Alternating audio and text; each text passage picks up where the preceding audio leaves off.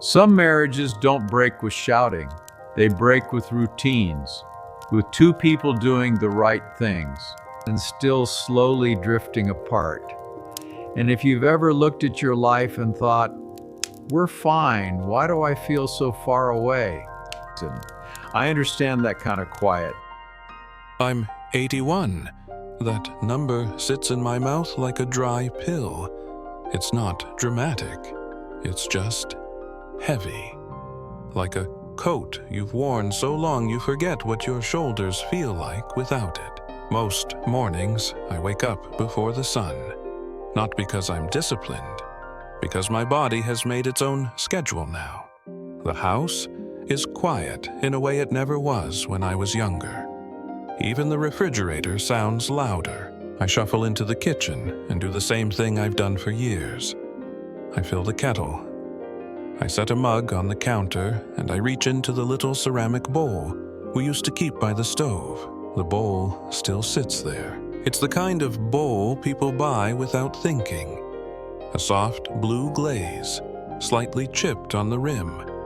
It used to hold sugar packets and those tiny paper-wrapped caramels my wife liked. She'd drop them in her purse for later, and later would never come because she'd hand them to someone else. A child at church, the cashier who looked tired, a neighbor who had just had a bad day. Now, the bowl holds nothing, and every morning, without meaning to, my fingers touch the empty bottom of it, as if I'm checking for something I already know isn't there. That's where my mind goes these days. Not to the big moments people expect. Not to weddings or funerals or awards or photographs. I go to the small, ordinary places where love used to live quietly. Places I walked past for decades without seeing. For most of my life, I thought I was a good husband. I worked hard. I never ran around. I paid the bills on time. I fixed the leaky faucet, changed the oil, carried the heavy things. I was the man who showed up, the dependable one, the one you could count on. If you had asked me at 50, I would have told you my marriage was solid. I would have said we were lucky. I would have said we did it the right way. I said those things with a straight face. That was my blind spot. I measured love like a ledger. I thought love was proof.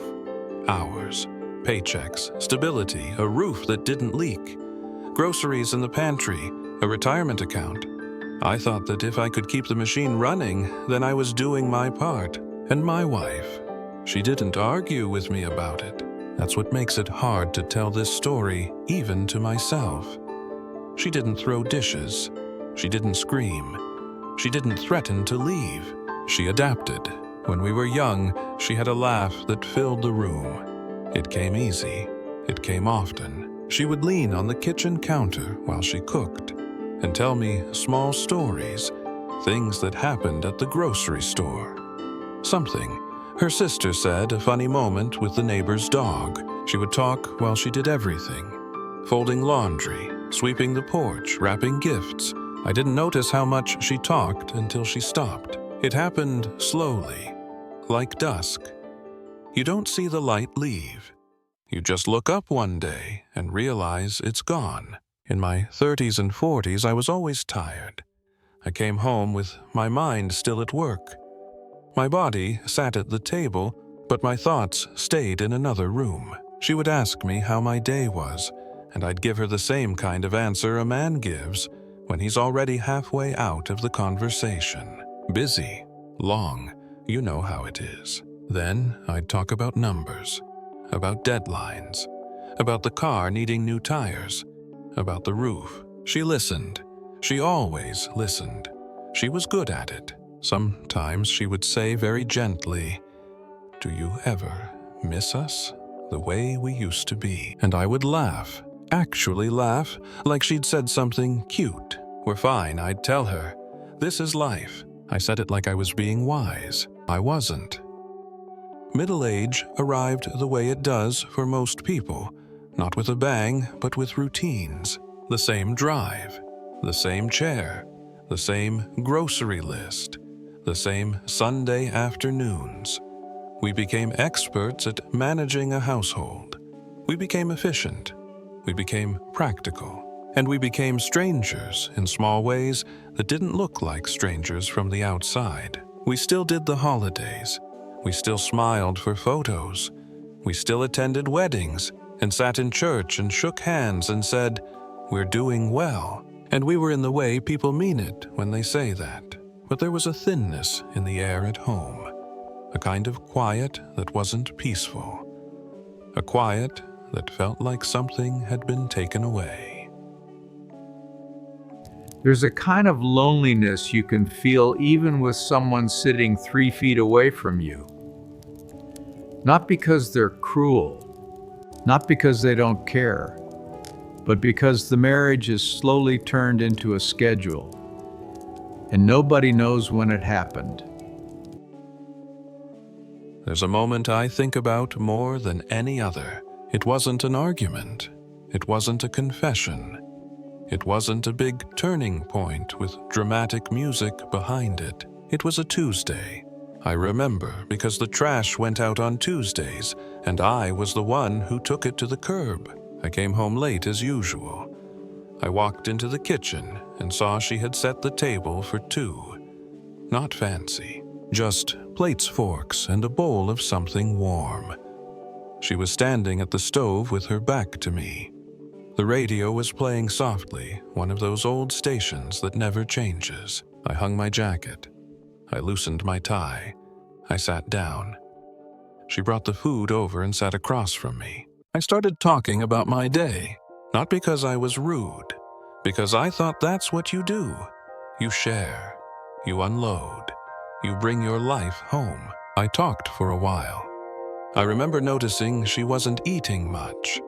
Her fork kept moving food around her plate. She was watching me with a face I couldn't read. Finally, I paused and said, "What's wrong?" She looked down, then up again, and she said something so small, I almost missed it. "I had something I wanted to tell you earlier," she said. "But it's okay." That was it. No follow-up, no tears, no explanation. She just picked up her fork and took a bite. I waited for her to continue.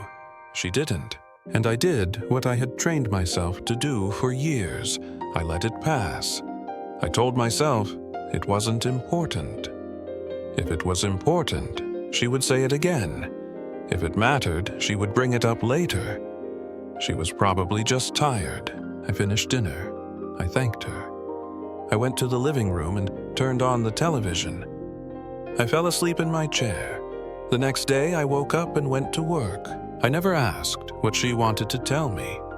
And that, I think, was the moment. Not because of what she didn't say, but because of what I didn't do. I didn't turn toward her. I didn't lean in. I didn't say no. Tell me now. I'm here. I chose comfort over connection, without realizing that choice was a habit, and habits over time become a life. Years later, when the kids were grown and the house got quieter, I thought we would get back to us. That was another lie, I told myself. I thought there would be a later.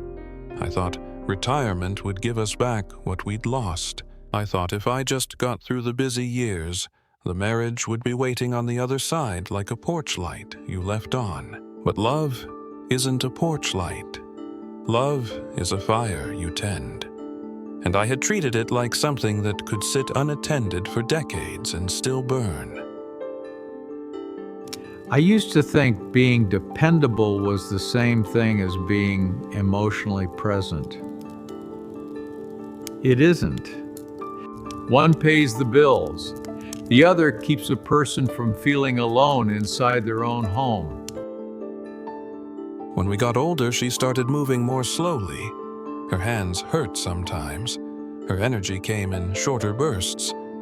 She'd still do small things around the house, wipe the counter, fold towels, water the plants, but she did them quietly, almost as if she was trying not to take up space. I told myself she was just getting older. I didn't see that she had been getting quieter for years. I didn't see that she had learned to live with a man who was physically present, but emotionally elsewhere. And then one day, she wasn't there. Again, not dramatic, not theatrical. She was just gone. The house changed instantly.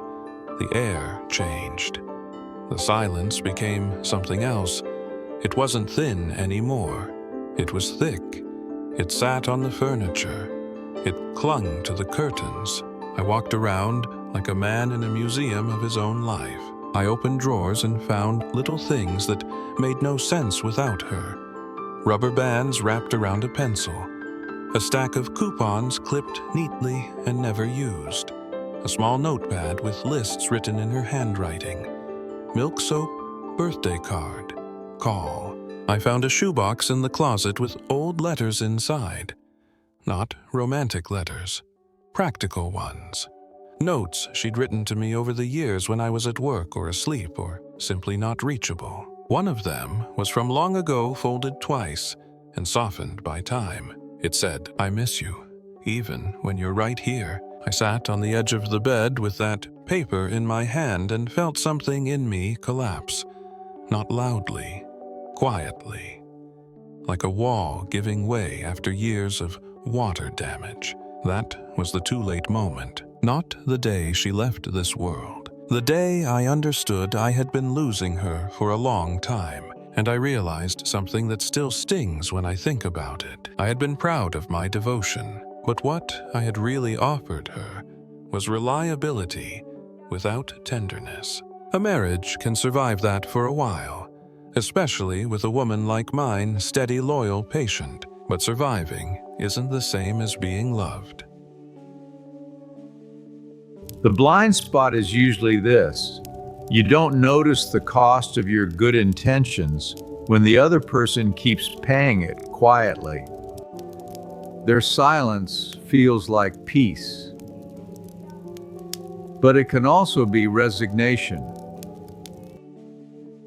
In the years since, I have replayed so many moments. Not the big ones, the small ones.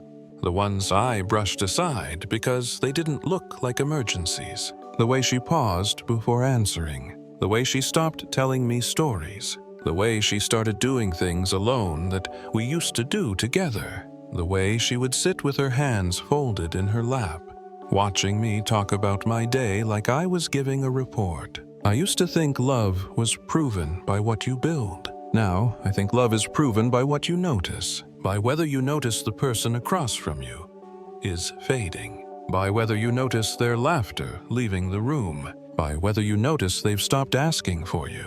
These days, I still wake up early. I still make coffee. I still stand in the kitchen and touch the empty ceramic bowl. Sometimes I sit at the table and listen to the house breathe.